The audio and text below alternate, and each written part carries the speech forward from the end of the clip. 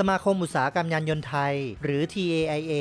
นำโดยนางสาวยุพิน บุญสิริจันทร์นายกสมาคมเข้าร่วมงาน Thailand Collector and Content Expo 2026 เพื่อรณรงค์สร้างความตระหนักด้านการเคารพสิทธิในทรัพย์สินทางปัญญาภายใต้แนวคิดไม่ซื้อไม่ใช้ไม่สนับสนุนการละเมิดทรัพย์สินทางปัญญา TAIA